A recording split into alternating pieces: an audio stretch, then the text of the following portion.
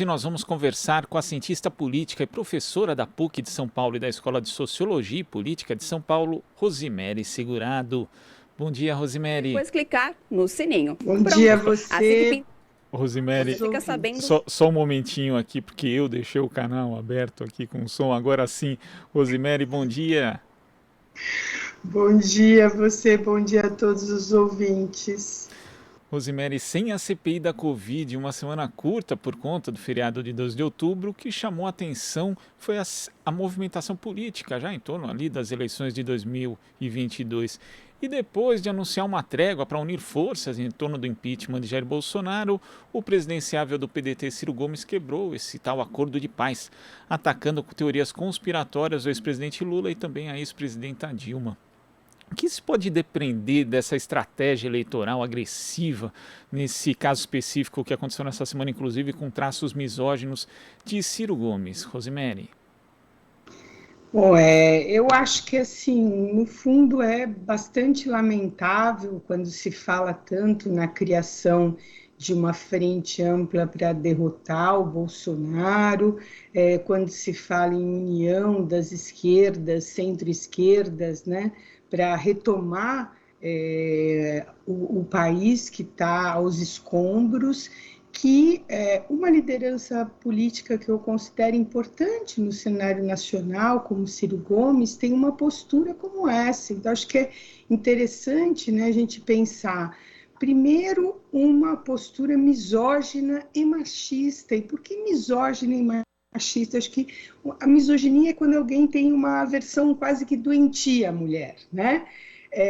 E o machismo mostra uma superioridade. Então, o Ciro, ele cometeu esses dois grandes ataques à ex-presidenta Dilma, inventando uma mentira que eu, inclusive, acho que ele deve ser processado. Ele fez uma acusação muito grave. Ele acusou o ex-presidente Lula a ser um dos articuladores do golpe que depois a Dilma Rousseff e que colocou o país na situação que está hoje, né? que estamos hoje.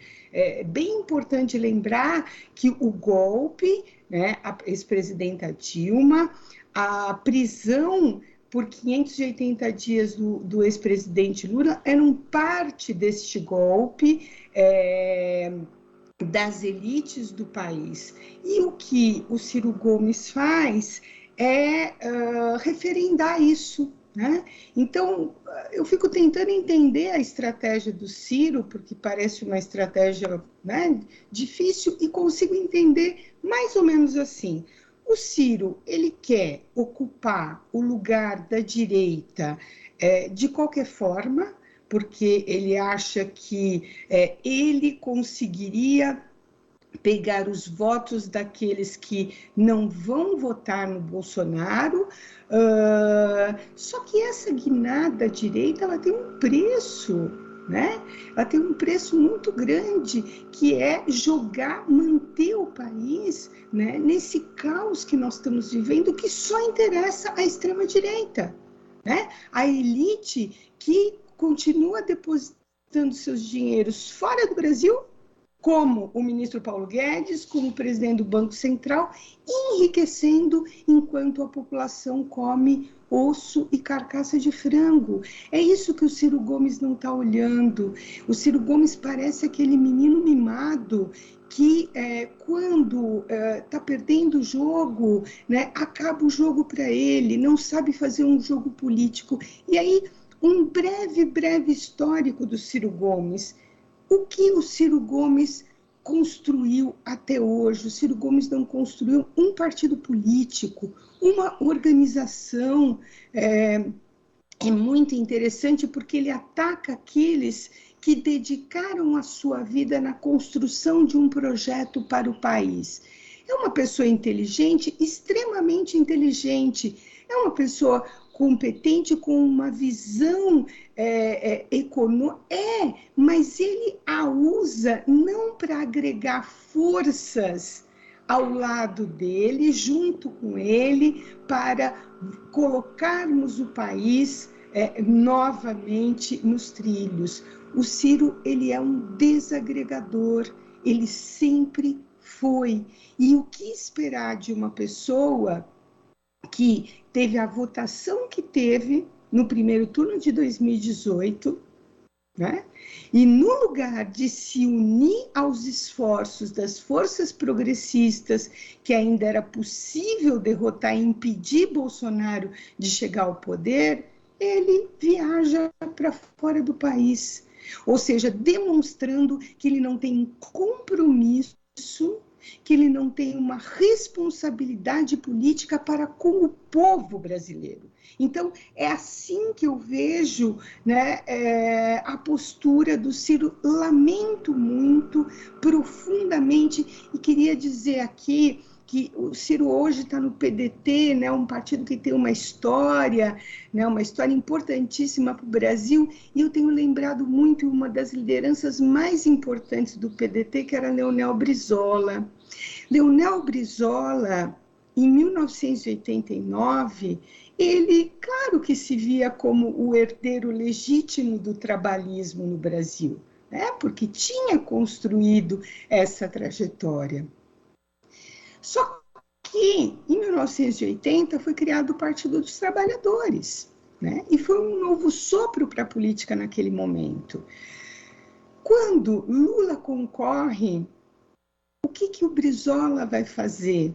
Quando chega o momento, 2 projetos para o Brasil, Fernando Collor de Mello, Ciro Gomes, né? O que o Leonel Brizola fala com o bom humor que lhe era muito peculiar, e fala, nós vamos ter que engolir o sapo barbudo. O barbudo era o Lula, né? E foi, e se tornou, né? Não foi uma declaração, ele foi um cabo eleitoral do projeto político. Ciro Gomes podia lembrar disso, podia se inspirar nisso, tem o direito de ter uma candidatura. Agora, uma terceira via anti-Lula era o que o PDT, a história do PDT e o Ciro Gomes não precisavam fazer. E nesse caso, inclusive, o Leonel Brizola depois, né, na eleição de 1998, concorreu como vice do próprio Exato. Lula. E como você disse, Rosemary, ele engoliu o sapo barbudo e engoliu também parte do próprio orgulho, né, porque ele se achava um herdeiro natural das forças progressistas ali e ficou fora do segundo turno em 1989. Então existe isso na política também. Lula e Brizola, durante muito tempo, marcaram na arena pública do debate as suas diferenças, mas nunca nesse nível de baixaria. A gente tem que falar o português claro, né? Porque o Ciro está indo muito além daquilo que seriam ataques dentro do campo político, partindo para um nível assim inimaginável. Eu acho que esse é um ponto muito importante. Um dia antes dos atos de 2 de outubro, agora, né, um ato que foi convocado por vários partidos políticos, não foi organizado e nem teve, né, um empenho para, né, colocar todas as forças políticas na rua, mas de fato já foi um momento importante, vários partidos encamparam aquele evento. Um dia antes, o Ciro vai nas redes e diz que estranho, Lula não criticar a Prevent Senior. Será que é porque ele viajou no jatinho da Prevent Senior, sei lá para onde? E aí fomos ver a história. Na verdade, o Lula viajou num avião alugado e que a empresa que é dona do avião tem ações da Prevent Senior, ou seja, mas o que ele queria dizer é, Lula foi bancado pela Prevent Senior. Eu fiquei olhando aquilo com muita atenção, falei, por que será que o Ciro Gomes faz isso um dia antes de supostamente se juntar às forças políticas progressistas desse país para derrotar o bolsonarismo? Eu acho que ele queria o que, né, ele queria ter sido vaiado na Paulista para dizer, olha, não tem acordo com essas pessoas. Eu acho que nós não temos que vaiar, mas eu também acho que não dá para aplaudir uma conduta de alguém que quer chegar ao poder a qualquer custo. E é isso que o Ciro Gomes está num desespero, né? A ex-presidenta Dilma disse muito bem de quem não sai de um dígito de popularidade, né? Há décadas.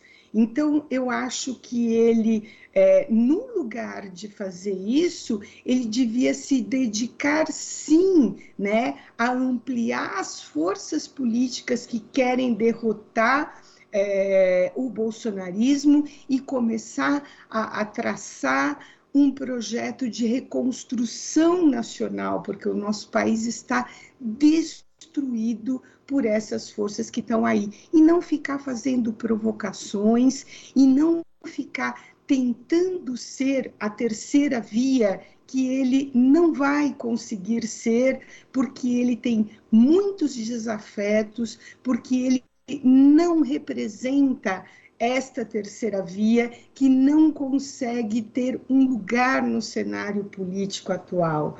Eu, quando olho em terceira via e vejo os resultados eleitorais, essa terceira via, ela me parece que é aquela que não quer aceitar o cenário que nós estamos vivendo e que não consegue se inspirar em Leonel Brizola para dizer assim, hoje, para derrotar o bolsonarismo, hoje, nesse momento, nessa conjuntura, é o ex-presidente Luiz Inácio Lula da Silva, que está, né, à frente, mantendo uma posição nas pesquisas de opinião pública que tem saído até então. Então, Ciro, né, acalme-se, peça desculpas a Dilma, peça desculpas a Lula. O que você fez é muito grave. Você foi disseminar uma teoria da conspiração. Isso é crime. Não pode ser feito nem pelo ponto de vista moral e nem pelo ponto de vista legal. E Rosemary, falando da terceira via, nós vemos que o Brasil hoje tem problemas seríssimos com a volta ao mapa da fome e também o aumento no nível de pobreza. Diversos parlamentares de partidos de esquerda, de centro-esquerda, têm discutido o problema, né, no PT, PSOL, alguns também do PSB, do PDT e demais legendas, mas nessa terceira via, pelo menos dos principais postulantes, a gente vê aí os pré-candidatos do PSDB, João Dória, Eduardo Leite, e também outras figuras como Luiz Henrique Mandetta, parece que esse problema da fome e da pobreza não existe nem em nível discursivo. Faltam propostas para essa chamada terceira via efetivamente para um problema que é sério hoje no Brasil? Falta proposta, falta candidato, ou seja, falta basicamente tudo, né? Como esperar um projeto sério, consistente para enfrentar a fome no Brasil de um dos postulantes a ocupar a terceira via, como João Dória, que chegou a propor há anos atrás, talvez os ouvintes de São Paulo se lembrem, naquela breve passagem que ele teve pela Prefeitura de São Paulo, chegou a propor que os alimentos que estivessem em data de validade, vencidos, fossem processados e se criasse uma espécie de uma ração que se chamava farinata, né? E que essa ração seria distribuída para a população de rua. Até que isso estava indo, crescendo, até que alguém chegou e falou assim, não, pelo amor de Deus, né? Não pode fazer isso com essas pessoas. Né? Então, assim, não há um projeto para a fome. Eu acho que o que eles têm é um projeto de poder, de querer ocupar a presidência da República, mas não tem um projeto político. E é isso que o nosso país está precisando, ou seja, estar voltando ao mapa da fome, ver fila de pessoas para comprar ossos ou carcaça de frango, que inclusive ontem eu li uma reportagem que aumentaram os preços desses produtos, né? Ou seja, a população está fazendo isso porque não têm comida para pôr para os seus filhos na mesa. É isso que o país tem que discutir, né? Não temos empregos, né? A população desempregada é elevadíssima.